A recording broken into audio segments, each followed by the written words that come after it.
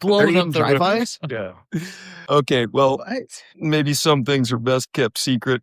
Hey, welcome everybody to the Men Podcast. Thanks for listening. Thanks for tuning in. Every listener to our podcast is extremely valuable. A couple of noteworthy items. This Saturday is our saltwater rendezvous. Come in person if you live in the Pacific Northwest and learn everything you can about saltwater fishing to make good use of your investment and catch a lot of fish on your next saltwater trip. So that's coming up. Rendezvous 16 years this year. Big rendezvous. 16th. 16 years, right? Yeah. So 16th annual Reds Rendezvous, May 30th. Save the date. There's probably going to be limited space. We can only handle so many people, so we'll probably limit ticket sales, but you can get your ticket online anytime. Just go to our website, click Riverside to see all of our events. What else we got? Fly fishing show? Fly fishing show coming up at Valentine's weekend. Mark your calendars. I'm sure your wife or girlfriend would love for you to drag her down to the fly fishing show. Just That'd be a highlight in the weekend. That's in Bellevue, Washington. Yeah. Maiden Bauer Center. I talked about this on the last podcast. This is what you do. Remember, you book the couples trip with the Reds. You don't tell your wife, you bring her down. And then you're like, yay, surprise, we're going fishing with Reds. Happy Valentine's Day. And I cannot wait for a podcast listener to pull that off. But yeah, we'll be at the Bellevue Fly Fishing Show, 14th, 15th. We've got a bunch of seminars there. So try to see some of the seminars, come chat with us in the booth. And then, Eric, you just got back from the Washington State Sportsman Show. Yeah, it was a good weekend. I worked the weekend. Joe and Hayden worked the midweek, and Hayden got to do the whole thing. But it was a good show. I mean, we connected with some great people there, and a lot of bird hunters and hunters in general, right? With we're a Frisbie boot dealer, and so we do pretty well with those at the shows. Yeah, it's kind of nice for buying a $400 set of boots. Trying them on first is pretty handy. We were the only fly fishing outfitter at that entire show. Just wow. Dude, it's absurd. The gear fishermen, those guys are out there working their butts off, man. They're dragging mountain salmon down there. They got driftwood. I mean, the tackle guys are working hard, but it was a little disappointing. We're the only fly fishing vendor there. There used to be a lot of fly fishing outfitters at that show. Dude, they had the casting pond set up, competition. It was a big deal. It was a big deal. And outfitters from the Missoula area, Montana, a lot from British Columbia, like the Lake BC. Dude, the Lake guys from BC used to always come to that event. Yeah, so anyway, that was a little, I guess being the only fly fishing outfitter has its advantages. We booked quite a few trips at that show, a surprising number of trips at that show. But yeah, so Washington show's wrapped up. We got the fly fishing show in Bellevue, and then we've got the Redmond, Oregon show March 5th through the 8th. So anybody listening in the greater Redmond, Oregon area, Bend, Oregon, come see us at that event. We'll be there March 5th through the 8th, and then see all the other stuff. These events are pretty cool. Even the traditional sportsman shows. Have you guys ever seen the Steelhead River they have at that show? No. Dude, it's so cool. They have an artificial river with steelhead in it. Really? Yeah. Poor steelhead. Just kidding. Yeah. I've done some demonstrations. They kicked the fly guys off the demonstration deal. There's no fly fishing seminars on the Steelhead River anymore. I think I hooked too many of those things on a bead last time I was in there giving a seminar. But you know who did do a seminar? Anthony Marisi. He did a seminar on the new Oros beads. Have you seen those things? The lightning beads. Are they pretty cool? They are. They're pretty easy to move around, swap out. Like you two-tone them. They're pretty nice. Come in multiple different sizes for like trout and steelhead. Steve loves them. Do they slide? we don't fish beads for trout. A firm stance. Yeah, so the Oros beads, like for those that haven't fished beads, you would do that in Alaska. You might do that for steelhead. You wouldn't do that on our river for trout. We're vehemently against bead fishing for trout. Use bugs. They deserve it. But yeah, you explained it, Skyler. You've used the bead. Like, how does explain how the Oros bead works versus a traditional bead? Well, it's pretty much just like the Oros indicator. It splits in half. It has pretty much a thread in the center with the slot in the middle, and you're able to tighten it down as tight as you want. You can adjust it easily. It's pretty seamless. So, well, I went over to check these things out. Are they heavy? Do they sink pretty They're well? they're neutrally buoyant. Do you remember the old floaty beads? Yeah. They kind of remind me of a floaty bead, like where they're like a little squishy. Yeah, I don't know. Curtis, what's your stance on beads for trout? Oh, all this bead talk. I've never thrown a bead before. So yeah, steelhead trout. Yeah, I'd like to see your bead box, dude. I'm gonna get a warrant for your line. We're gonna shake you down. So, okay, well, Curtis, explain how you would normally, like, if you didn't have the Oro speed, how you would rig up a bead. Like, Yeah, I mean, there's a few different beads we've thrown in the last couple years, anywhere from like kind of pegging a little soft bead that's more neutral buoyant, or the hard beads fish really well and cast a little bit nicer. So typically with steelhead, you're going to have more separation to the hook, probably about 2 to 3 fingers. And yeah, I think the hard beads, for fly rods, they do cast nicer, and you can throw a single soft bead if you want to do that. It's like unweighted. Yeah. So because the soft bead sinks better. Yeah, it seems like you need to throw a heavier leech or heavier stone or something like that to get that soft bead down, which is tough on a fly rod, to throw a double rig with a bead that doesn't cast very well. Oh, because the soft bead does not cast as well. And so you're typically running that tungsten shot weight system at that point, which is not my favorite system to cast, but it definitely is probably the most effective, system that we know of with a fly rod. So, well, if you want to stick some summer steelhead on a fly rod, get yourself a bead. Okay. Now, bead fishing is viewed as a little dirty. But if somebody's each to their own, right? As long as it's within the law, we can't really critique one another. But I will tell you this regarding bead fishing.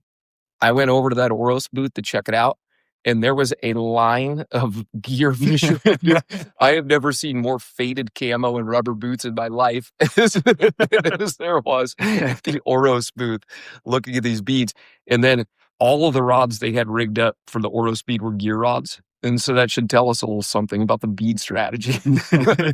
But yeah, the Oros bead thing was kind of cool. I think that'll probably catch on for especially the Alaska guys that want that kind of a modular system where you could leave a hook rigged, then pop a bead on and off real quick. Change beads to match the hatch, whether it's silver, sockeye king, or whatever egg that you're trying to imitate. I do think that there's a kind of a cool spot for that Oros system.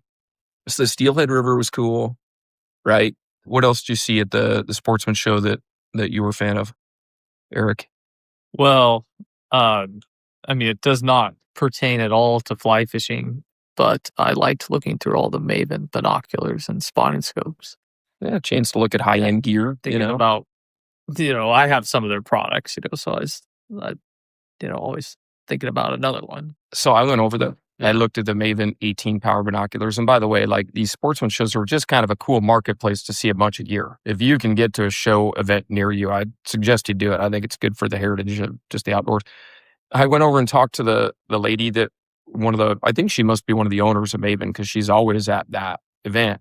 And I was like, oh, have you had, some problematic customers or anything, just chatting vendor talk? And she's like, excuse me, I asked if anybody dropped binoculars, and she's like, no, nobody dropped them, but somebody brought their dog in here, and of course it's a service, quote unquote service animal. It wrapped its leash all the way around the tripod and just tumbled the tripod over and broke a set of their binoculars, which I was like, oh, I'd be so mad at that dog. It was, that's a concern for sure, but that was my favorite part of the show by far. Who was at the Tri-City Sportsman show with me last year? Skyler and I. Yeah. Okay, one of the lamest things at that show was that lion. Oh my goodness. They had a full grown male lion in a 8x10 cage, and it just sat there looking so depressed while people were walking toddlers and children around. He's like, oh, look at those snacks that I can't have. Yeah, people teasing the lion with their babies. Kind of like a Steve Irwin moment, Yeah, the lion was pretty lame in my opinion. I didn't like seeing that caged up lion. They did the same thing with a grizzly bear at that show, and There's like no habitat. It's just in a trailer that's a cage. And that wasn't, I didn't dig that as much. But too cool. I guess whatever gets people in the door. But anyway, sportsman show season is always interesting. But yeah, primary deal on the podcast today is we're going to unpack some recent trips. We got Max Karns. Max, why don't you introduce yourself here? Hey guys, I'm Max. Yeah, I just got back from Espiritu del Santos Bay, ESB. I was there for 6 days of fishing. Yeah, we had a pretty solid trip. A lot of good guys that were there, a lot of repeat clients that I've hosted trips with in the past.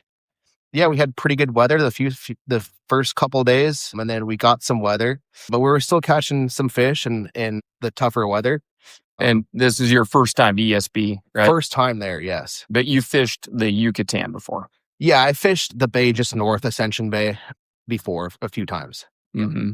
What was your like immediate, like having been Ascension Bay, what was like your immediate, like something that made us was different or surprised you about Espiritu Santo? I think the first thing I noticed was how much smaller it is, just from motoring from different spot to different spot. Because in Ascension Bay, a lot of times you have to motor all the way across the bay, and that can take some time. I don't think we traveled or motored more than 20 minutes at the most. It's a short runs. What was the swell like when you were going across there? It was, I mean, even during the bad weather days where it was ripping wind, like, 30-mile-per-hour gusts, I mean, it wasn't that bad. Way flatter than doing those big runs across Ascension. Oh, yeah. Yeah, that run between Punta Allen and Snake Island can get pretty, yeah, pretty big water. Oh, absolutely. Yes. No, nothing like that. And what would you fish for most of the time? Me or the group or? Just you. Yeah.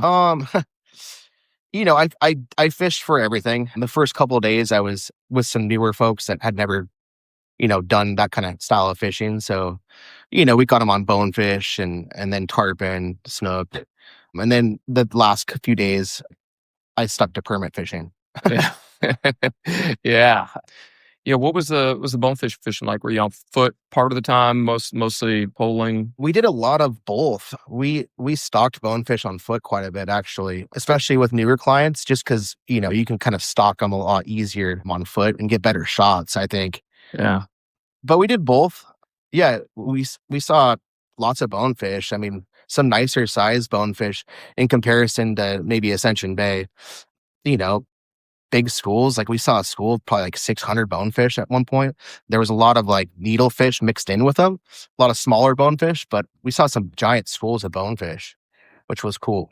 So you guys, when you were doing it on foot, you'd be pulling along, spot a school, and then just kind of slip out of the boat, or did you guys do like if it was like pretty nervous water, like skinny water, we would just get out and then stalk them on foot. Just ground assault? We didn't do a lot of like blind casting for bonefish, like that's not even bonefish fishing, man. No. Yeah, we didn't do a lot of that. I mean, I'm sure some people did some of it. Well, Shan will be here in a minute. He's a he's a master blind caster for bonefish. Give him a mud or a ledge. Yeah. We didn't target like mud spots or like blue holes or ledges too much. Anything we want to say about Shan, we should do it now. He'll be here in a few minutes to join.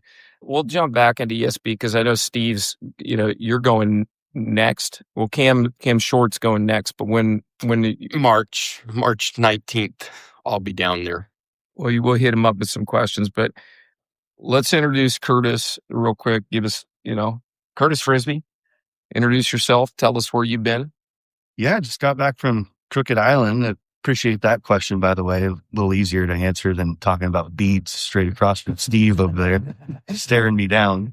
So yeah, just got back from Crooked Island and yeah, took a good group of people down there. It was a new destination for us. So kind of an exploratory trip. And, they're the same thing with Max. The weather wasn't necessarily ideal, but we did have, good parts of the day and saw some really nice permit.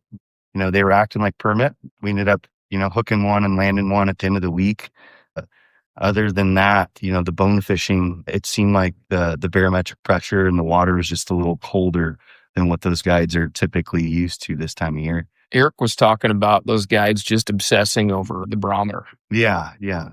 Yeah. Definitely excited about the barometer, but I personally, there's 2 or 3 of the days where I saw tailing bonefish and, jumped out and went and fished for them. And those little experiences make your trip. So I saw a little video clip on your Instagram where you were stalking them like right in like pretty heavy mangroves. yeah, you'd hook them and have to chase them around the mangroves. It was a good time. Yeah. It's like jungle fishing, A little man. rodeo. Yeah. It looked really cool. Good stuff.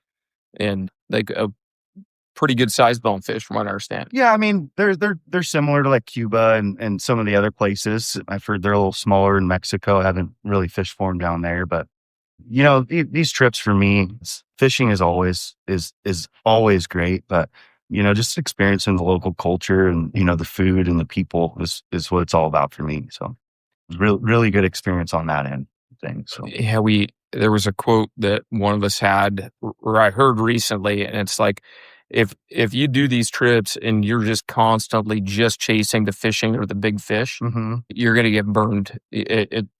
Consistently burned because you're going to be so disappointed with the weather if you don't embrace everything else going on. Yep. Because you can embrace food, culture, travel, the socialization and camaraderie. You can embrace all that, and that doesn't necessarily mean you're not going to have good fishing. But if you make that first part plan A and the fishing is gravy, wonderful. Yeah. That's why I'm not even taking a rod on my next trip. Oh, really? Wow. Yeah, just getting to build a connection with some of these clients we get to fish with, over here on the Yakima and some other places, and actually get to hang out with them and fish with them is a special thing. So Steve's like, that's bullshit. It's No, it's. I mean, I tell people all the time. I mean, the tough days of fishing that you have are what make you appreciate the good days. And if you didn't go out there, I mean, permit fishing especially, you're going to spend a lot of time in the front of the boat looking for fish, and you might get some shots where where you do everything right, the fish don't eat. And the days, hours, and days that pile up doing that are what make it the level of satisfaction when you finally do get one. Failure is addictive. Those tough days of fishing are important. I just learned that failure is quite addictive. Yep, absolutely. Well, why don't you, Steve, will you break down, because there's, how many we got in here? We got 3 and 3. I can count 6 of us now, and Shan's joining us. Will you mention every place that everybody, with exception of me, has been recently fishing? And so that way our listeners can kind of track our destinations and who was there and kind of the experience. Yep. So Steve Joyce is who I am, and I just returned from Crooked Island. Our group was there the week after. Curtis, Eric Nickum, and Shan were red staffers that were on the trip the week before us, and Skyler Lancaster from the shop also came down in my group, and that was his first saltwater experience.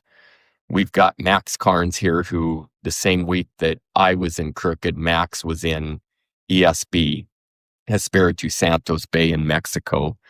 And then Shan, who's coming in, was also with Eric Nickum and Curtis in Crooked Island as well. Yeah, tell us a little bit about we did this a little bit on the last podcast, but tell us a little bit about how you and Eric put that Crooked trip together to make that kind of a unique, somewhat underrepresented fishery in the Bahamas work. Yeah, I mean, so the thing about all of our flats fishing trips, I mean, the important thing about flats fishing, I think, is we like to choose destinations that are, obviously a quality operation is important, but we like to find places where there is some diversity in terms of the fishing. We don't go to just bonefish areas. We don't go to just permit areas. We like to go on trips where you're going to get a shot at potentially, permit barracuda, tarpon, snook. You guys caught jacks all too. of that. Yeah, we got jacks. We caught a triggerfish. Yeah. And so the nice thing about that, I mean, anglers of different experience levels, just like trout fishing, I mean, the bone fishing pays the bills, is what we like to say. And in order for you to capitalize on a shot at a permit, I mean, you've got to make a good cast, you've got to have good line control for your presentation, You've got to get the strip set down. You've got to clear your line and fight the fish. I mean, there are a lot of factors that come into having success at some of those upper level games. That bonefish experience is pretty important to get that before you go out there and expect to catch a permit. And so, bone fishing is very important. And obviously, the Bahamas is a great destination for bone fishing. Max hit on it a little bit. Curtis and Eric were talking about it. I mean, this cold front that swept through the U.S. in the last, 10 days definitely swung far enough south that we felt the effects of that in the Bahamas, and Max also felt it in Mexico. I mean, that was a huge system, and I mean, it was 30 degrees in the Keys, for crying out loud. You guys were wearing jackets. Yeah, I wore a jacket for 3 days. 3 of the 6 days of fishing, I had my jacket on the entire day. You weren't wearing jackets. It was warm. I got a good story about that. I was wearing I was wearing like a Sims like light Gore-Tex jacket, just for motoring from spot to spot for the splash. But I forgot to put it on. I was wearing like a cotton, like a heavier kind of like maybe like a free fly or like a like a cotton like sun shirt, and I got wet. And I was like, man, it's cold. wet t-shirt contest. Yeah, and so I'm with Tom, who's like Tom that he doesn't really care about much. So I took my shirt off and I was fishing with my shirt off. And all these other boats are going by. They're like, who's that redneck with their shirt off on the flats? And then it got even more cold. And then I was just wearing my splash jacket, just bare underneath. You're not the only one. I saw photos of Jake. Jake had his shirt off. Jake? Wow, man, he got sick. Oh, dude, the picture of him at dinner. I was like, what did he do to himself? Oh, he got chowed by mosquitoes too. Man. You showed me that video of him fishing that back lagoon, Skyler, with his shirt off, and I was like, what is he twitching around and doing? And then you're like, oh yeah, not only did he have his shirt off and got fried sunburn, but he got ravaged by mosquitoes. It was like Alaska almost for some parts. If you were in that back slough, where, And it was calm, yeah. yeah, no wind at all. It definitely got buggy there for a second. I've got a no bug bite policy on those trips, man. I've had my trips just sabotaged by those bugs because you get super bit up and then you can't sleep good, man. I absolutely abhor mosquitoes. Wait, hold on. What's a no bite policy? Dude, I got a no bite policy, man. I keep so in the evenings, like in Ascension Bay.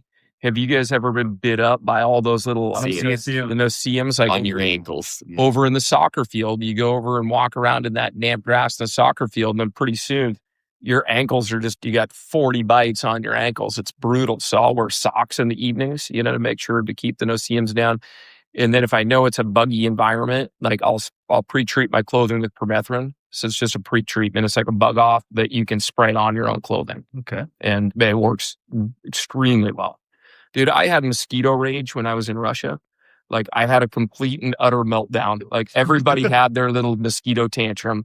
But ever since then, I'm taking every precaution necessary to get rid of bugs. So I kind of got like a no bite policy. Yeah, bug spray is an important item on every saltwater trip. And just get the deep, people. Alaska or saltwater, you just need to bring it. And One thing you do, you may not need it, but you need to have it. I got it bad this year. the one thing you do want to be careful. Well, put your shirt on, bro.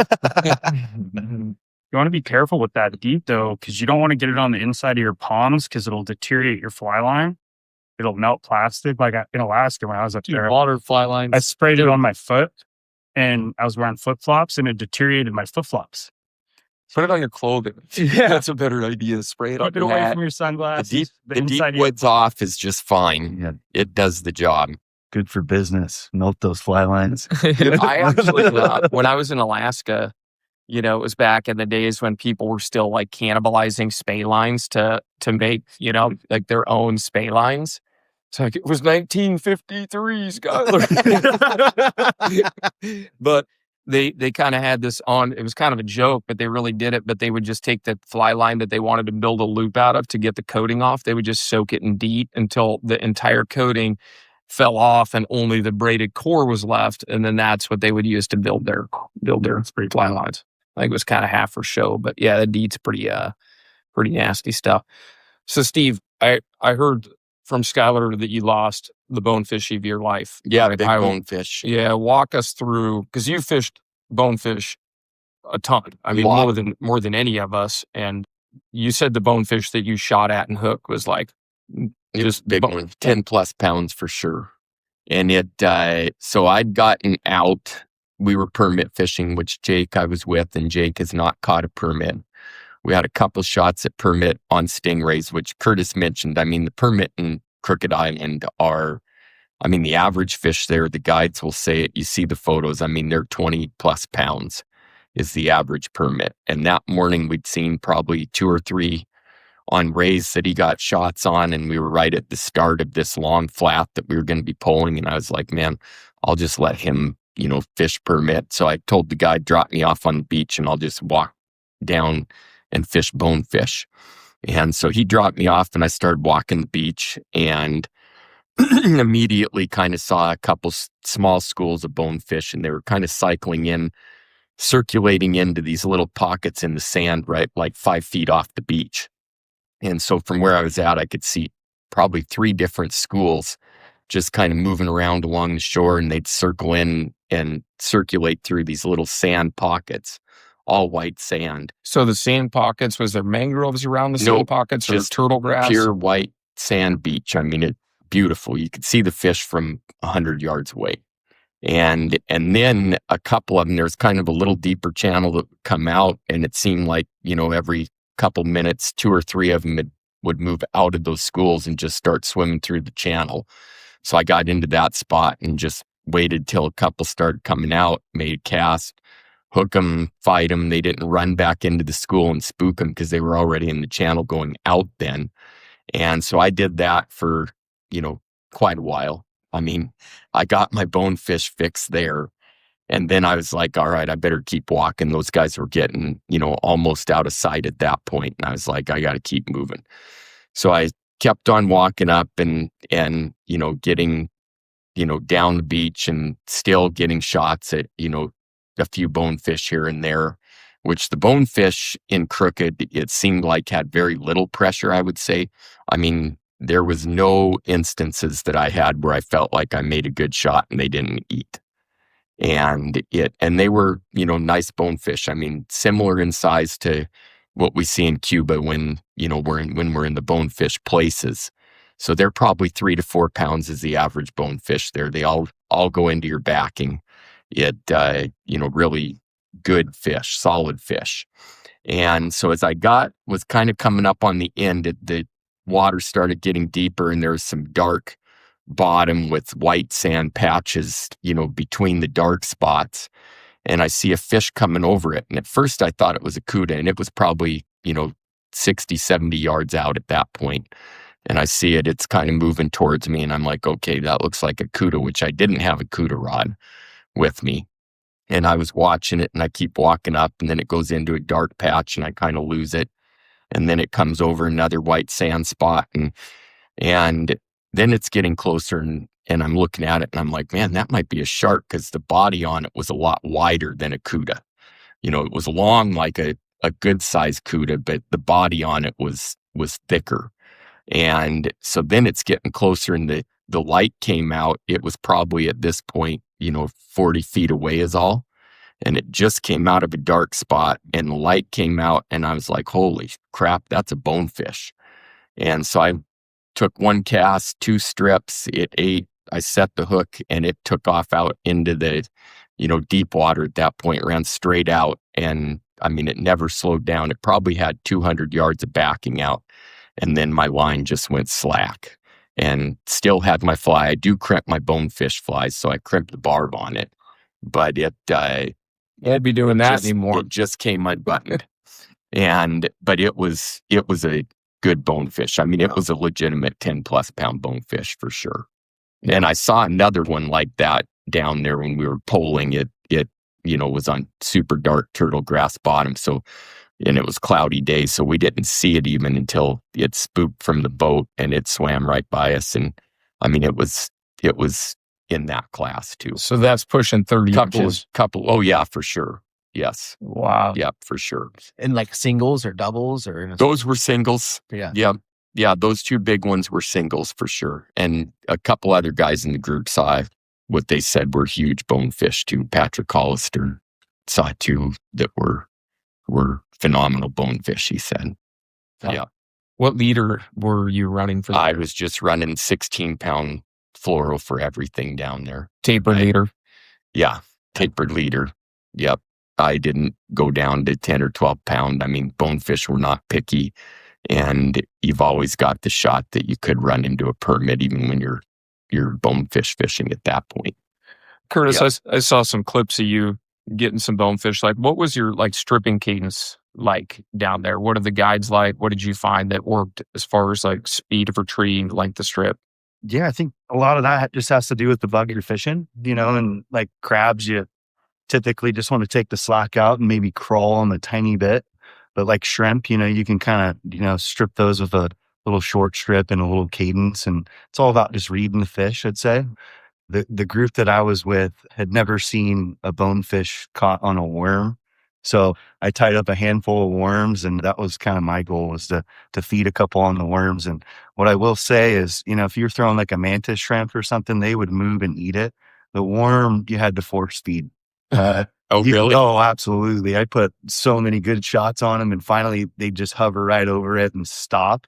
And, and then I'd set and they were there. But yeah, they didn't necessarily, seek the worm. You had to, show it to them a few times, and, eventually they grab it. So. And knowing you tied all those yourself, did you tie that with vernal or did you tie it with silicone? Or I tied 3 different versions, caught fish on all 3 versions, but anything from like a little sparkly tail to just a little piece of chenille, little tan chenille. Yeah, and then I'm using like that EP wrap. It's like a brush wrap, just like 1 or 2, wraps up towards the but the worm, eyes. the worm body itself, was there one material that you liked more than another? No, I wouldn't say that one worked better than the other. It had this little flashy chenille stuff, and then just a natural, dull chenille, and it all worked. So you just had to get it in front of them. But as Steve mentioned, those fish just flat out ate. And, another piece of that too is the permit shots that we were getting. It wasn't like other places where we fished for them, where, if you land it too close or something like that, they would spook off the flat. They would, most of the time, I don't know, about 50-50, they would come over and look at your fly and then just kind of, meander away or swim away. And that was pretty cool to see. Usually if you get that to happen 1 or 2 times in the week, it was a good week of permit fishing. And I think everybody saw that in our group. So couldn't get them to finish the fly, but yeah, definitely had some permit chucking flies out. So yeah, anybody can speak to this. Steve, Eric, Skyler, Curtis, but in the Bahamas, if you were to go back and fish that for permit again, maybe we'll just start with Curtis. But if you were to fish that week over again, was there flies you would do different? Was there stripping cadences you'd do different? What would you yeah, change? I think we kind of fed the fish that were there, and fished. Every guide had a little different, technique on what they wanted you to do with the flies, but at least with from what I've gathered, you kind of want to match the crab colors to the bottom color. And there were more white sandy beaches, as Steve mentioned. So, white crabs with little blue tips on their claws. One of the guides that we had was really, really keyed in on having a fleeing arm on the backside of one of the crabs. So an arm that's straight on the backside. That's what those crabs usually do as they kind of move away or crawl and flee. They straighten out that trail arm. So a strong arm working. Exactly. But yeah, white crabs with little blue tips is what the guys were looking for. So blue marker might be a handy thing to throw in the kit. Absolutely. Eric had an eat, and I was with him one day. It was just that white Casablanca, I believe, with the yellow eyes. But that was super cool to experience and be part of too. So that was a little permit though, wasn't it? What's crazy, Steve, is I was with Darren the day that he caught his permit, and when he threw at that fish, I thought it was a really the smallest permit I saw all week. And when we landed it, it was probably high teens, 10-pound fish. Yeah. So it kind of, put it in perspective on what some of those fish that we were throwing at could have been. But I wouldn't doubt if they were, 35-pound, 40-pound fish. There was some there for sure. It was we saw impressive. some for sure. Wow. So in essence, you felt like there wasn't anything that you had a misconception about stripping, fly speed, delivery on fish, like that you would just fundamentally change. No, I think you've mentioned that in, some of your videos and stuff, but just getting that thing, out there and in the right spot, and then getting the slack out. And then, as that fish kind of reacts to it, that's when you're going to kind of react as well. But typically, they just want a long, slow strip. I will say that the fish I watched eat and we landed with Darren, he basically landed it out there. He had a lot of extra slack in the system, and we were moving pretty quickly towards the fish, and the fish just grabbed it and came tight. And so if I were going back, I would personally, probably try to fish them with a little, and instead of getting the fly so tight, kind of just, letting it really sink naturally, and maybe, starting to crawl it a little bit. But, I typically was, trying to get that slack out pretty quick, and then, crawling that crab, which was instructed by the guides. But, the permit I watched finish the fly, he just came up and ate it with a lot of slack. So maybe they don't want that thing moving one bit, That's the Del Brown. That's the classic Del Brown method, is you don't strip it. Mhm. You just put it there. You let that crab flee to the bottom. And then I heard I always pick up on little bits of advice. Sometimes people or guides don't even know how profound it is until it hits you. But a crab never swims. When a permit's present, a crab never rises. Exactly. And people get excited when that fish turns and starts to go. And almost every other species, you accelerate your strip as the fish is pursuing, whether it's tarpon or snook or whatever, you have to make it bonefish. It's like once they engage, like the faster you strip, typically the bonefish wants it more. Mm-hmm. But with crabs, it's the opposite. Yeah. Like, stripping, getting excited, seeing the fish start to commit, you tend to accelerate your strip, and then the crab begins to rise, which is extremely unnatural. Yeah. Like with permit, you can only decelerate your retrieve to keep it natural. You can never accelerate your retrieve and get the fish to come. I mean, of course, you're going to bump into that hungry, aggressive permit that's just going to eat, no matter what. There's some fortune involved in it, but I thought those two little tips were really good about realize you're getting excited. That adrenaline will make you strip faster, but your retrieve can only slow down. Like you can only decelerate. And I will kind of throw in there as well, our guides were very keyed in on if you found a fish that was just cruising by itself without a ray, they wanted a crab that was a little lighter, that you could kind of get out there and almost, swim or crawl it a little bit and keep it up in the column. Mm. Where if you found a fish on a ray, they wanted a heavier crab. And then, that would basically, you could land it, depending on how fast you're moving, the tide's moving, land it in the right spot, usually right on top of the ray, and let that thing really sink below it is what the guides were after. They wanted a heavy, heavy crab. I believe it was called the danger muffin. Right. Was the best fly for a lot of those guides. That fly is a burden to cast. So it's a heavy fly. So maybe that's why it's called a danger muffin. Yeah. I was trying to get the danger muffin nickname all week, but it never stuck. What was your nickname though? I saw something on your Instagram. Well, I claimed to be the danger muffin. Captain Shan stole that one. So yeah, but after watching Darren catch a fish on the danger muffin, he earned that nickname. So it'll be a rotating. Yeah, it should be like Captain Danger Muffin. Yeah, That's something really cool. Yeah. Steve, tell us about fishing permit over rays. Well, I mean, I think number one, permit fishing, the more chances you get, you've just got to find the right fish.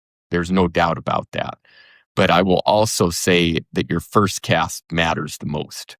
I mean, if you can put your first cast where you want it, which if the fish is on the ray, you want to put it on the ray. And the guides down there, almost all of them wanted to just see you put the fly on the ray, take your slack out of your line as the fly is dropping. And they said that a lot of the success they have down there, the fish are just eating that fly on the drop then. And there's no stripping involved. There's nothing. The fish just swim over and eat it.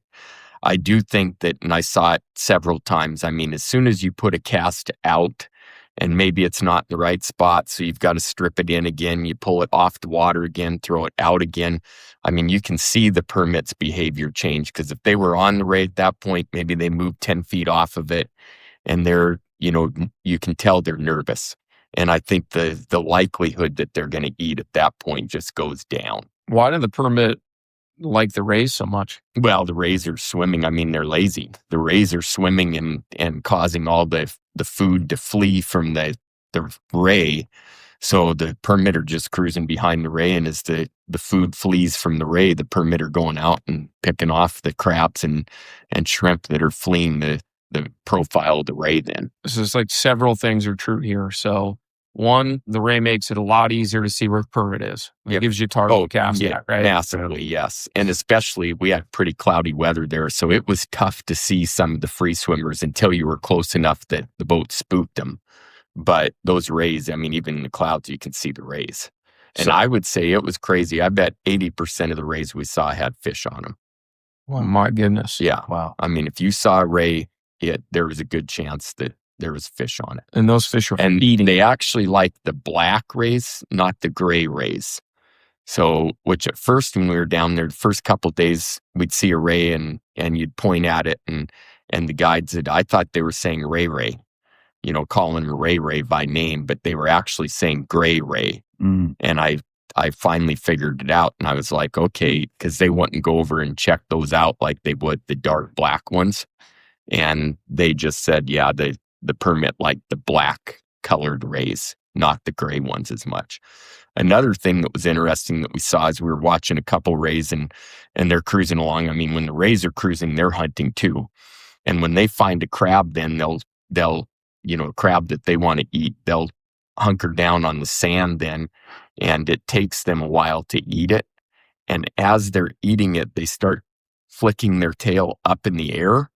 And in some of the shallow water, I mean, their tail would come all the way out of the water. And you're seeing that. And I'm like, man, that's crazy. And the guides are like, yeah, that's probably, if there's a shark or something around that thinks that, it's going to, they're telling them anything that's around it, this is my crab, I'm eating it, get away from me. And we saw that several times down there. It was kind of neat. Yeah, you showed me a little video clip of a ray upside down. And there were 3 sharks trying to eat it. I mean, they were underneath of it, chasing it, trying to eat it. And it was a big ray. I mean, probably 5 feet across. And I think it was just, it was blowing water out its mouth straight up in the air and going crazy, which then we pulled over there and the guide actually beat one of the sharks with his pole. And then he was able to flip that ray back over. And the ray was fine. I mean, I was surprised that it hadn't been bit yet, but I mean, its tail was going like crazy. What are these, lemon sharks? Lemon sharks, nurse sharks. We did see one bull shark. Somebody saw a hammerhead. Yeah, Patrick saw a big hammerhead. Mm. Oh, it's Yeah. a man-eater. Yeah, big hammerhead. Yeah. So it was interesting. I mean, that whole ecosystem, tons of flamingos, every day you'd see flamingos. And it was super cool. Very cool experience. Absolutely no garbage down there anywhere. On any of the beaches, there's no garbage anywhere. And I think they must just be in a favorable spot in the currents because I'm sure they're not out picking garbage up every day when they see it. The guides did pick up garbage if it was floating, but there was zero garbage on the beaches there, which is pretty remarkable. We'll start with you because you were talking already. Then I want to go around the room like we're dealing cards here clockwise. Who was your favorite guide, and what did you learn or appreciate about that particular guide? Well, we went through this with our group, and the results of this discussion were all over the board. Several people's least favorite guide was several other people's in the group favorite guide, and vice versa. My favorite guide was a guide named Kenny, I would say. And I was impressed with his eyes. I mean, he may have the best eyes of any saltwater guide I've ever fished with. And, a couple times, I mean, he's on the platform in cloudy conditions and he's calling out fish. And I mean, usually I can see fish pretty well. And he's calling out fish and I'm going, okay, where? And he's like, 80 feet, 1 o'clock, point your rod, and I'm pointing. And I mean, it'd be another 10 to 20 feet before I would see him actually. And he did that enough that I'm just like, man, this guy is at a different level. And when it comes to seeing fish, deep swimming fish, he had no problem seeing them. So I liked him. Nickum. Yeah, my favorite guide was Jeff.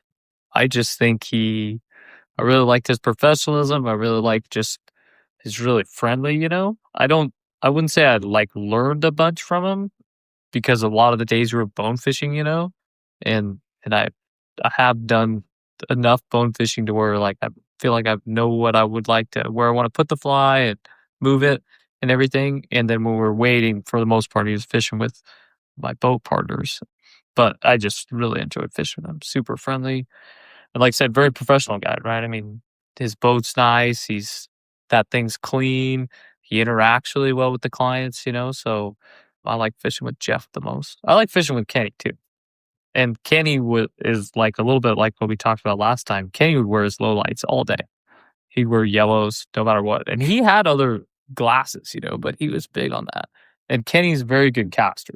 He's a big, tall guy, right? And heck of a good caster. Super powerful caster.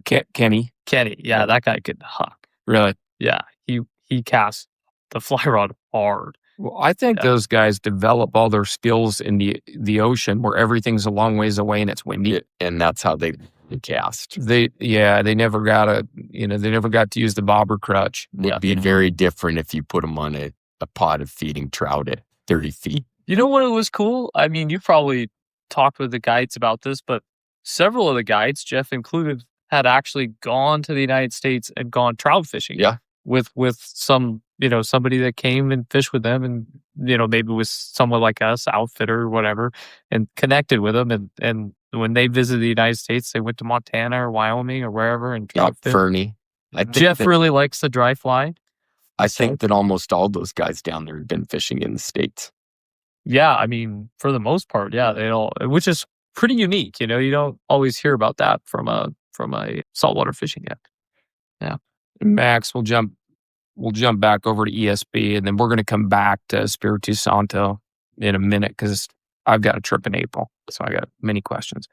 In Espiritu Santo, what guide do you think you enjoyed fishing with the most? Why? What'd you learn? Yeah, I mean, it's kind of all over the board. Different people like different guides, just kind of how Steve had mentioned. Man, I didn't have one in particular. Maybe Celso and Luis. They were two guide combo on. Yeah, they were pretty equal. They shared the polling deck and they also shared the junior guide position. Will you explain that two guide system? Because that's different than the Bahamas. Yeah, so there's a head guide and there's a junior guide. Typically, the head guide is on the polling deck and he kind of spots the fish. The junior guide does do that too, but the junior guide kind of relays information from the guy on the polling deck, the head guide, and then they also help, manage your line, make sure your line's cleared from the deck, that kind of thing. Does that kind of explain it, Jim? Yeah, there's two guides on one boat with two anglers. Yes. Just fundamentally different. You're in a little bigger boat. You're in a ponga boat rather than a flat skiff. So bigger boat, but at the tail end lodge, most of the time they'll have two guides for two anglers on each boat. That's exactly right. I think Luis and Celso were just great just because they shared the load equally. And they both, they were both really good at spotting fish. And they had, they wouldn't get how some guides, when a permit shows up or whatever you might be fishing for, they get really excited and they start, kind of barking and yelling different things. These guys didn't really do that. And, that kind of helps with a lot of people, including me with the buck fever aspect of when a fish shows up. Celso, when we were there last year with Watt and I, we were fishing with them one day and went out bone fishing.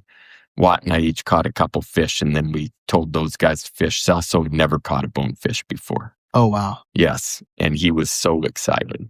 Yeah, their stoke level was high, and they do a lot of positive reinforcement, which is nice for some people. When you, maybe especially maybe if you see the fish first, one of them was like, "Max, you have eyes like osprey." That made me feel pretty cool. And then when you make a good cast, they're like, "Good cast, Max, good cast." Well, it helps a lot because one of the most challenging jobs on earth has to be being a bilingual saltwater flats fishing guide. I mean, you take something that's so challenging like fly fishing, and then you multiply it over saltwater fishing, which is, can be extremely challenging. And then they've got to pull the boat in wind and mixed conditions, and you got clouds blowing one way, tide going another, fish traveling another dimension. There's all these moving parts that happen, and then they've got to express to you in English, typically, what to do. And a lot of times you might do everything right, but if you don't get that positive reinforcement, you're still kind of wondering, like, did I take the direction clearly? Because the direction might have, you thought maybe it came through jumbled and you didn't execute, what they thought. Right. So I appreciate that as well, because then you at least know you're on the right track. And then another exceptional guy that I fished with he is young. He's one of Tara's kids. He's like 16. You would never know he was 16 years old. That's his professionalism. You wouldn't think that he was 16, but he did a good job of like breaking it down before it happened. Like, this is what we're going to look for. This is what it's going to look like. And this is what's going to happen before you do it. What's his name? Yaret was his name. Cool. Yeah. That's a good piece of advice for all of us. Mm-hmm. Like, you just understanding the goal, the plan, the goal, and, what ideal execution would look like. Right. Just making sure that, you spell out all the expectations before the moment. That helps out so much, I feel like. Yeah, I'm super glad Tara is guiding down there. Yeah. I mean, we've had some phenomenal fishing with Tara in Ascension Bay. Tara, man, he got shingles, huh? It sounds That's what like they it, but thought. he only was able to fish with us the first couple of days. But he was with Ed the first day, and Ed got a permit.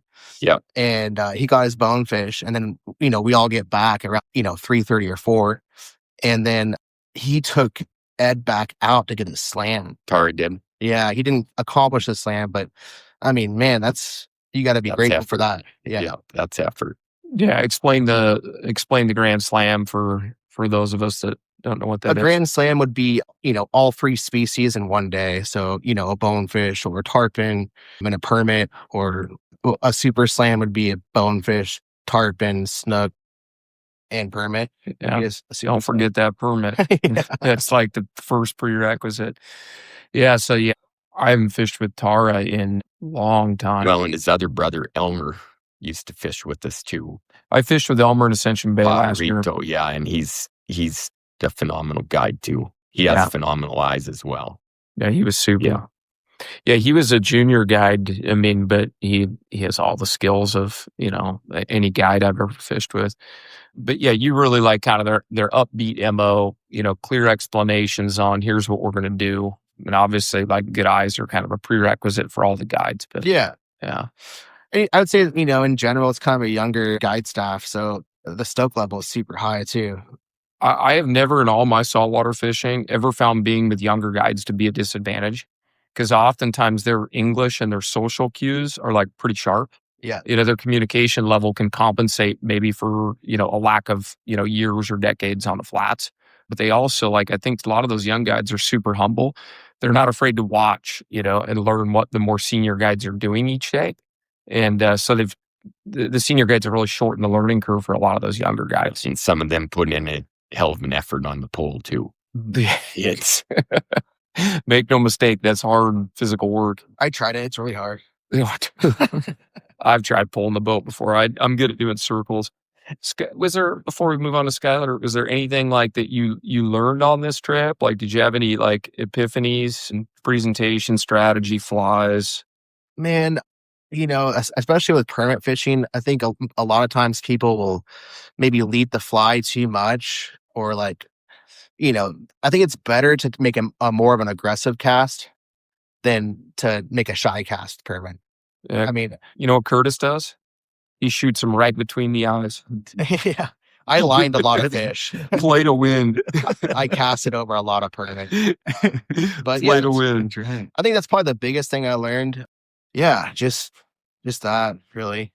Probably. I mean, I learned a lot, but yeah, Skyler, what about you, man? This is like a good perspective. You've done a lot of guiding for trout and steelhead, a bunch of different rivers. You get, a lot of hands-on experience as a guide, but this was your first trip being guided, right? 100%. I've never been on a guided trip before, and I've never been out of the country, which was really cool to go down to the Bahamas for it. And like, I'm kind of in concurrence with Eric here. Like, Jeff was my favorite guide. I was able to fish with him on the last day of the week for myself, and I've had good bone fishing. I had really good shots of permit with other guides, and by the time I hit the last day, I was done with permit.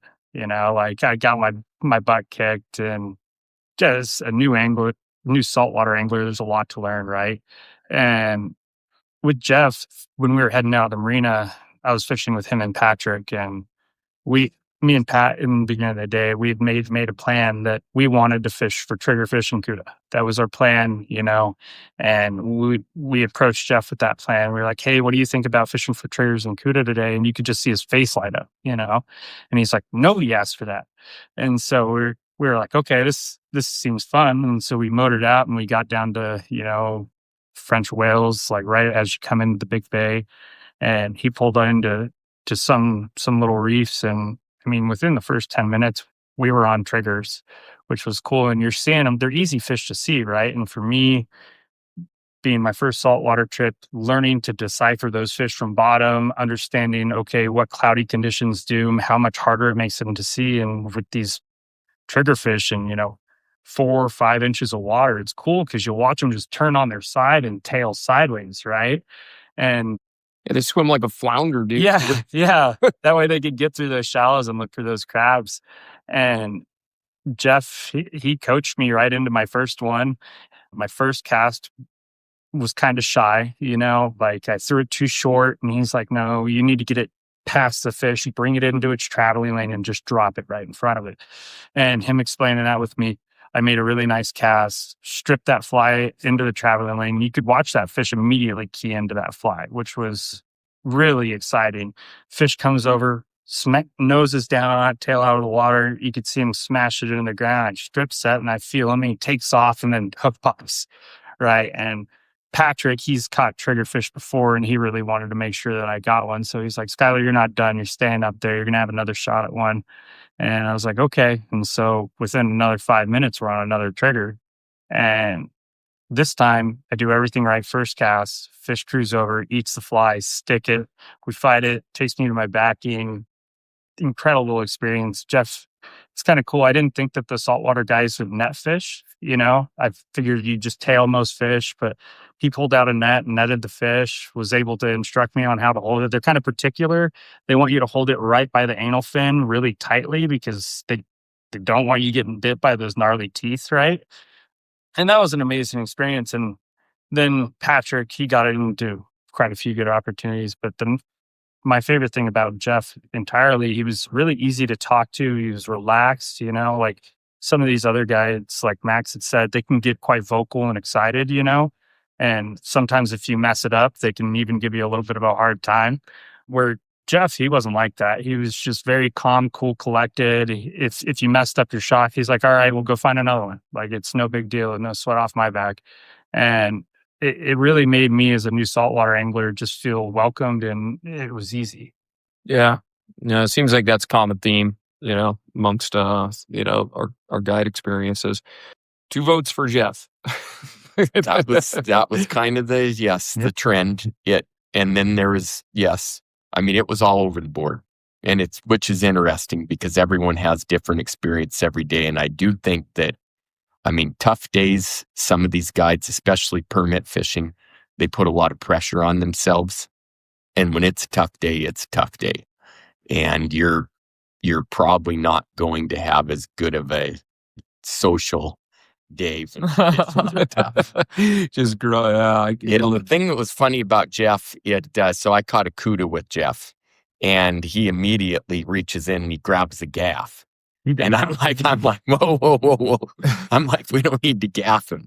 And he was like, "Well, I don't touch cuda. I've had some bad experiences with cuda." And I was like, "Oh, we'll get him in here." I said, I'll grab him. I'm comfortable grabbing him. And which, the key with cuda, you can't just grab their tail because they can come around and bite you if you just try and tail them. So you need to stretch the leader out in the front first and then get them by the tail, or grab them right behind the eyes if they're docile. You can grab them on the back behind their head and get them secured that way. But yet, you don't want to just have the head of the fish loose and try and grab their tail. And so once I did that, I just didn't want him to gaff the thing right off the bat. And then Skyler had a similar experience with him. Same exact experience. Like, I got my first cuda, landed it, or get it to the boat, and he's like, "I'm going to gaff it right in the mouth." And he's trying to do it. And I was like, can I just do what Steve did? And he's like, are you sure? And I was like, yeah, it seems pretty easy. And so I just wrapped my hand around the wire leader, grabbed tail and lifted it up, stretched out the fish, and got a big old smiling picture, which was kind of cool. What Steve's talking about tailing one of those fish, yeah, they can come around in a complete circle. They can bite their own tail. Oh yeah, for and sure. They can get you. I got bit. Needlefish, cuda.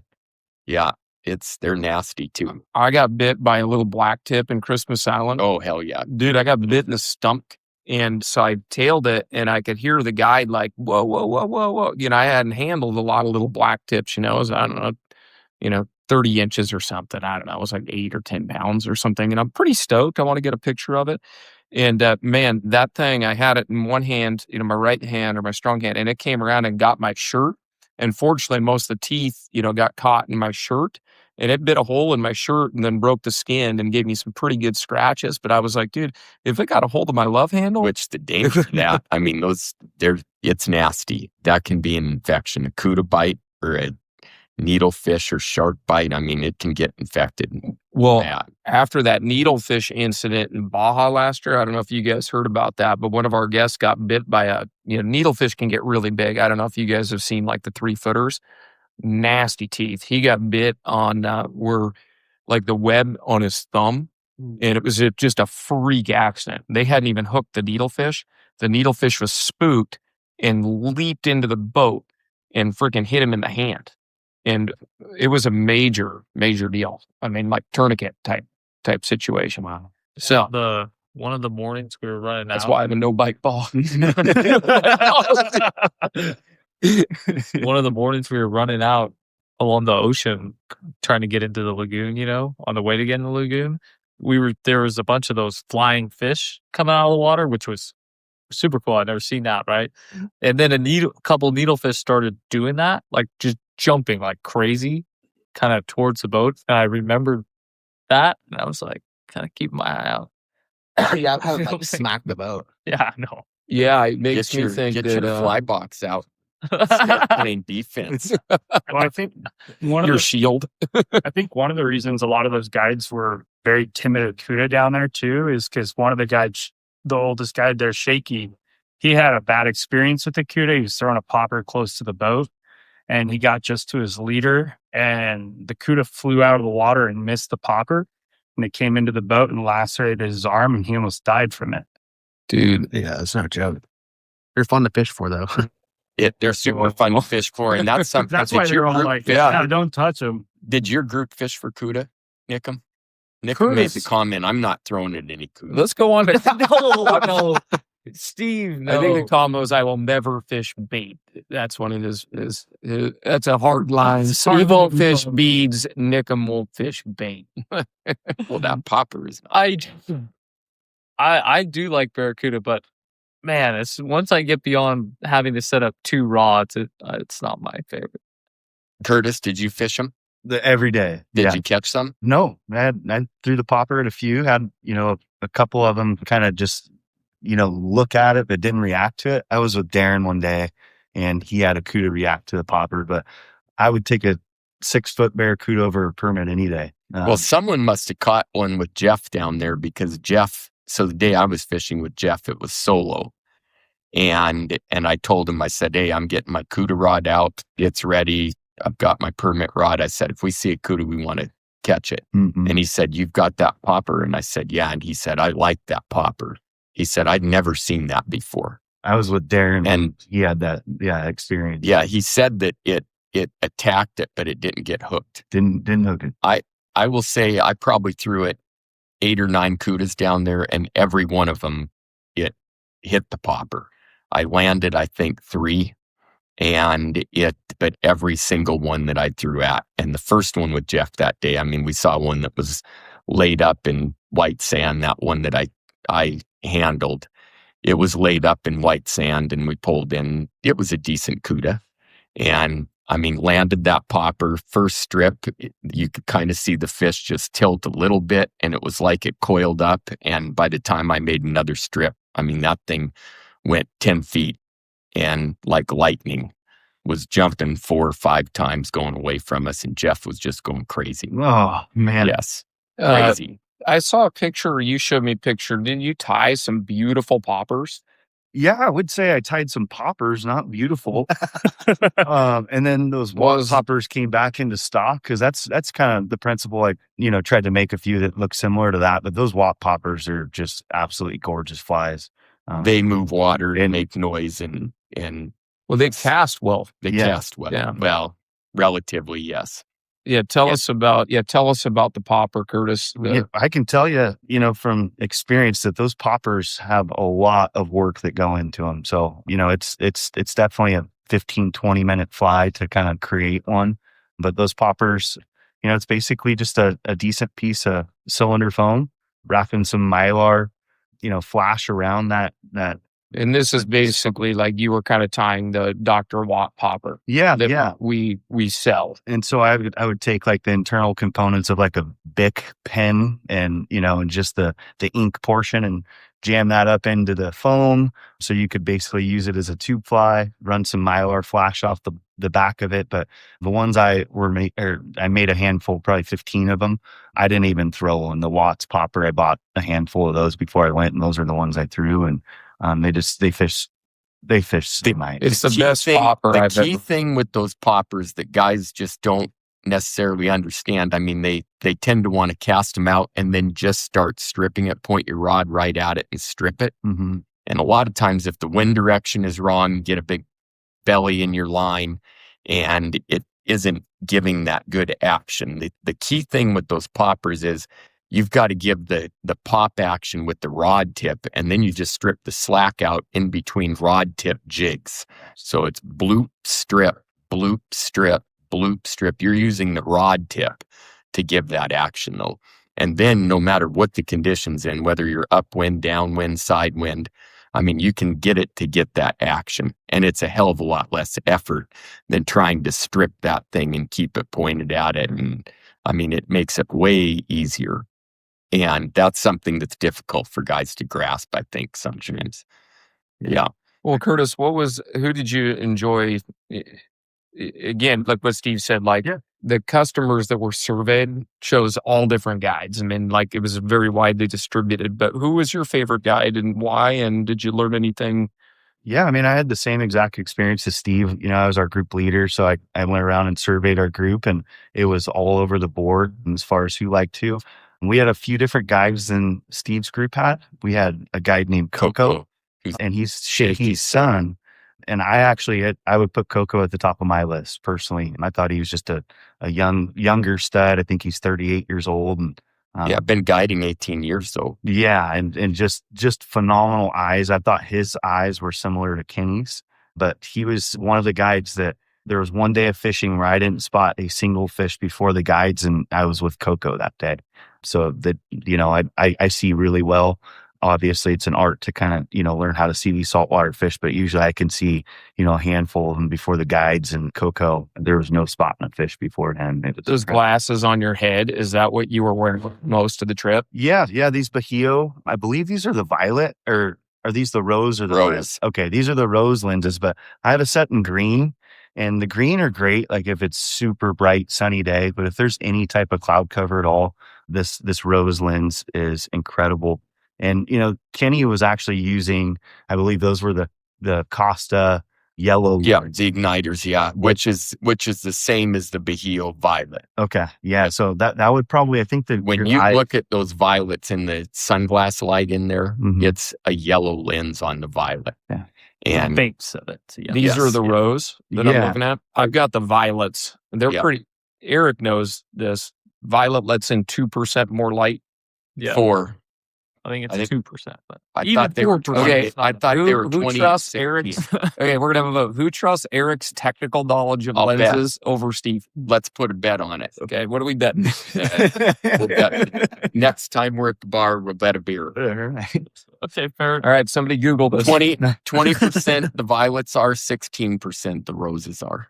So it's 4% difference. Somebody Google it. It's Let's settle this right here, right now. If you're wearing a buff, does it add a Might couple even percent? be 5. I'm pretty sure it's 4. Yeah. It might be 5. Well, either way, the point is it's not a big difference, right? Is that him giving up? Subtle Yeah. difference, but those are the He's two waving the white glasses. flag over there. I mean, if Steve's right, he's right. If I'm right, I'm right.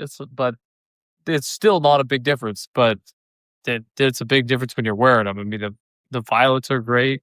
The cool thing about the rose is it's just so versatile. You know, you almost don't even need The green.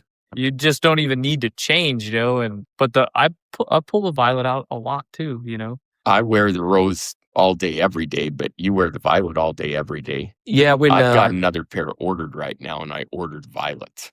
the violets, when it's cloudy and then the clouds move out, all of a sudden your pupils will just overdilate, and it takes your eyes a minute. You're like, holy moly! Like the lights came on. Like it's pretty abrupt, but once your eyes are adjusted to it, yeah, I wear the violet.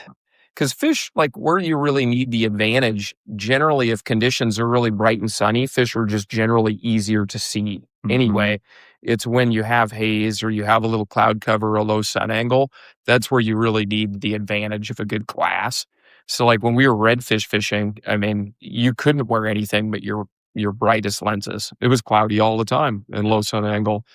So yeah, I'm a big fan of the whatever, violet or rose. What's the I'll tell you, Joe, Steve owes Nickum a beer.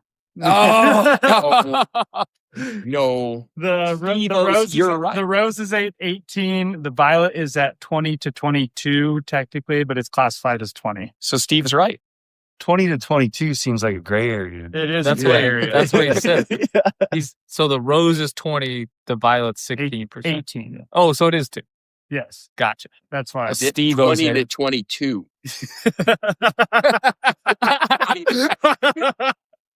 I said 4%. We're both right, then, Steve. You might Call it a draw. Oh my god, That's probably the number one tip. You know, I usually give to my groups is, you know, your glasses are probably the most important piece of equipment that you take. So, you know, the rose are probably the number one lens that I would wear. And if they're a little cloudier, you know, the violet, you know, pull those things out, or yellow if you have those. I want to know what Steve thinks of the new Ask with rods.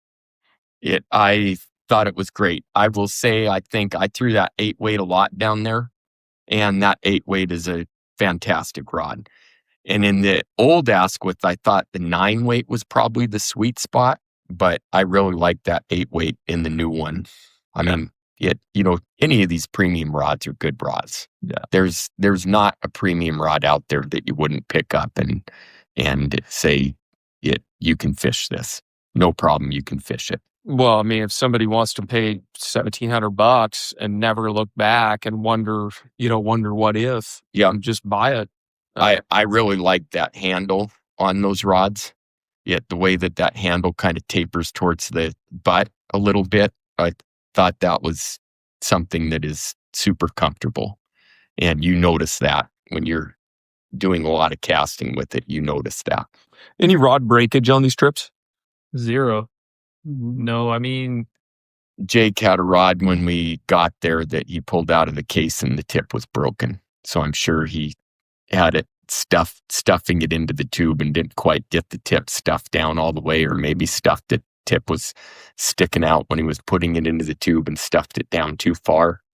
I heard somebody told me this one time, and I don't necessarily agree with it, that when you put rods in socks, you want to put the tip back up towards the cork in the butt section. And I've done that because I worry about traveling like that. And I feel like that there's too much opportunity for that tip to get pinched against like the edges of the cork or the reel seat.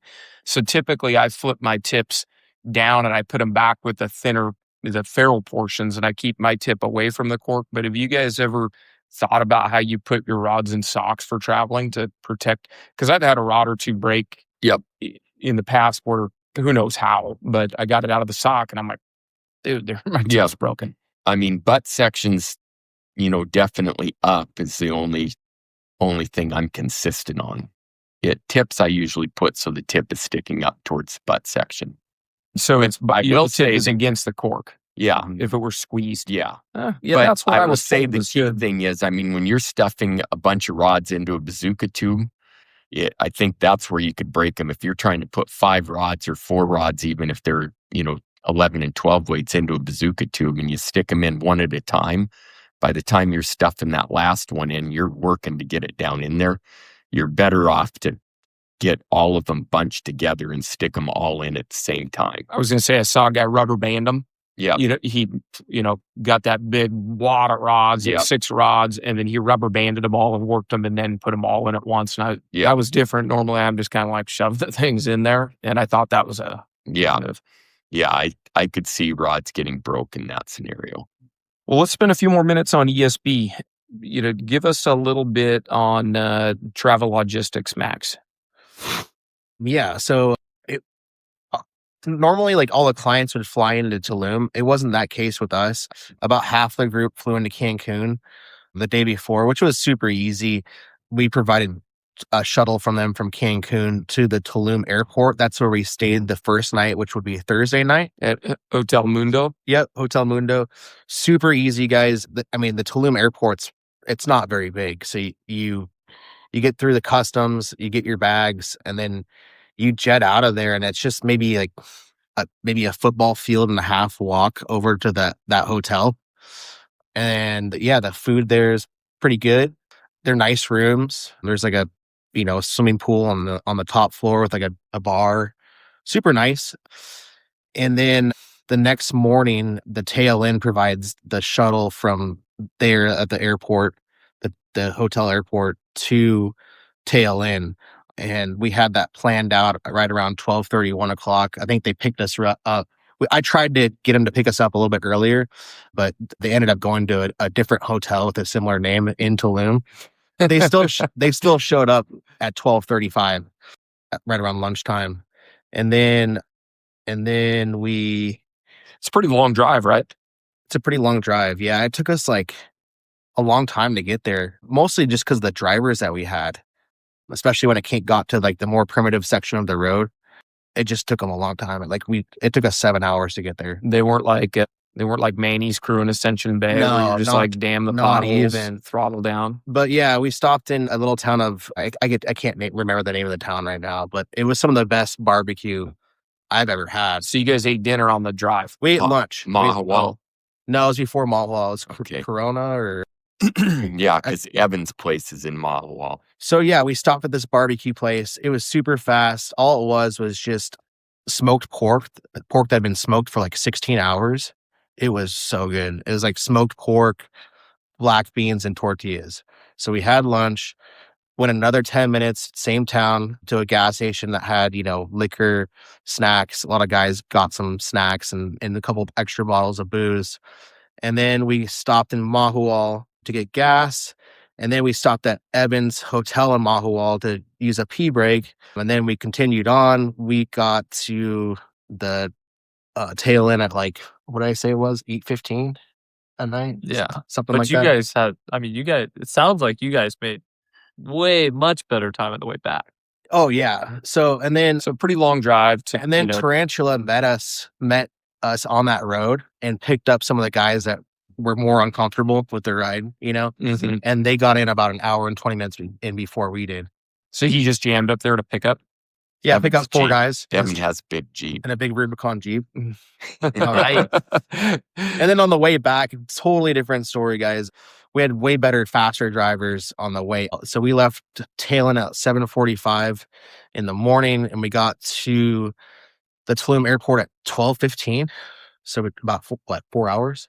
So you can do the drive fast. You can do it in 4 hours. Yeah, I think driving at night sucks on that crappy part of the road. Right. I mean, it's as bad as the Punta Allen road. But when the driver's going 5 miles per hour and everyone's been on that Punta Allen road, like everyone knows that we could go faster. So it's kind of like pulling teeth driving down that road.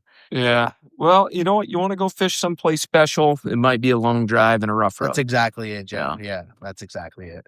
And so you guys fished 6 days. Give us the rundown. I know you guys caught some permit. Yeah, 3 permit were caught.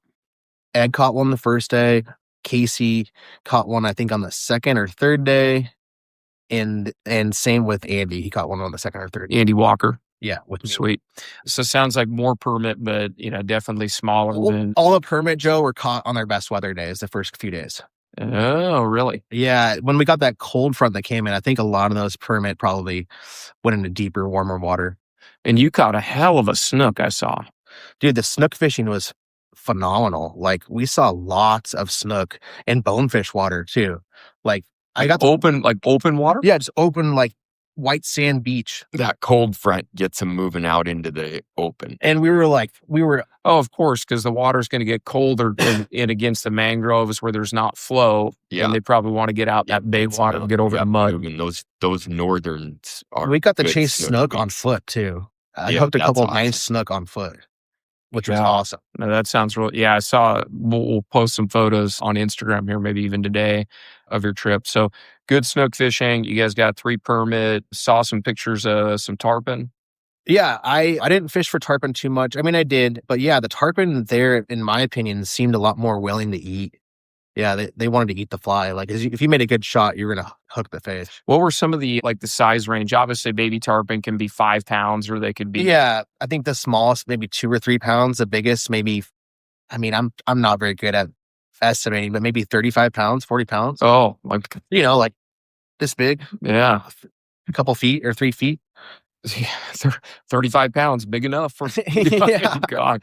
Tarpon's one of the only species where you carry 35 pounder small, but I yeah. got to fish with Evan the last night. He came back to the lodge from Wahual, and we went out in the evening because I guess, those tarpon will kind of come out of the mangroves and go into more open water when the sunlight goes down.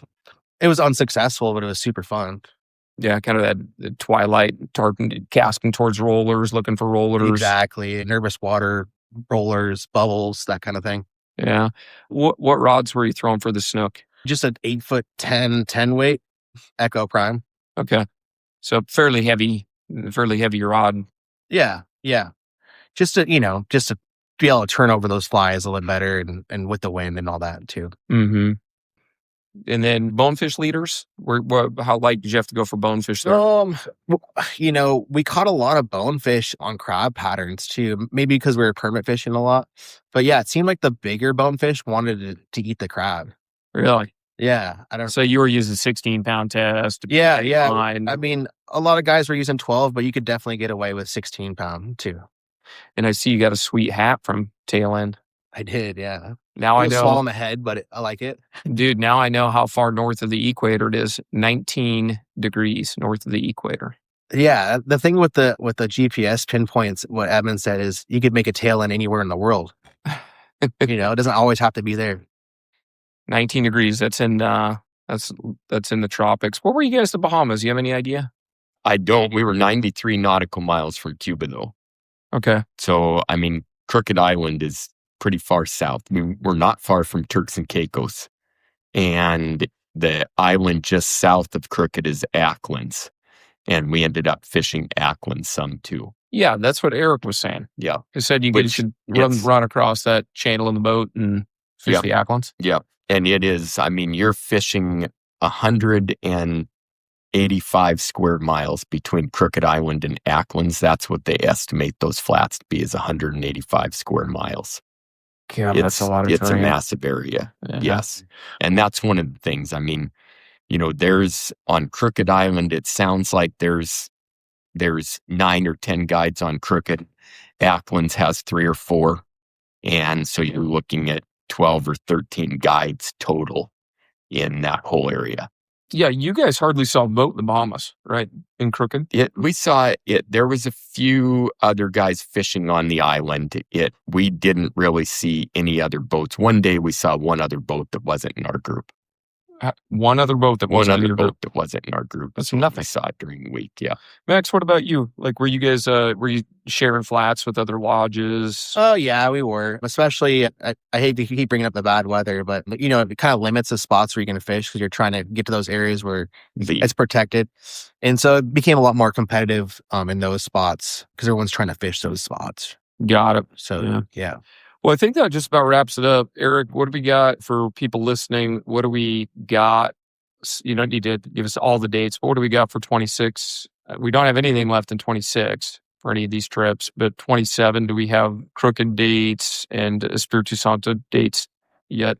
Oh, yeah. Well, so, yeah, as far as 2026, the last stuff we have available is to go to Baja and end of May with Jason and Stephanie Harwood, who did the June trip last year, and he has hosted Patagonia for us a bunch. And then we have a couple openings for the Texas Redfish trips. One spot in April, several spots in near December. Yeah, one rod, right? In April. One rod in April. So All right. So if you're a lonely dude who has no fishing partners and no friends, come in April and join our group. We will welcome you with open arms. Come fish redfish with us. Yeah. And then 2027, we have all the dates for, we have 5 weeks in Espiritu Santo, starting in January and going through May. And then we have 3 weeks so far going to Crooked Island. And those are up on the website too. January, April, March, and March. Yeah. Yeah, people, well, come with us. Just go to the Reds website, click on travel, and yeah, you can view all the open dates. But we do have all of our 2027 dates open, ready to book. You can work with Eric, jump on it. So anyway, thanks for listening. As always, we really, really appreciate it. Who's going fishing today? I am. Max, Rocky, Shan. All right. Okay, guys.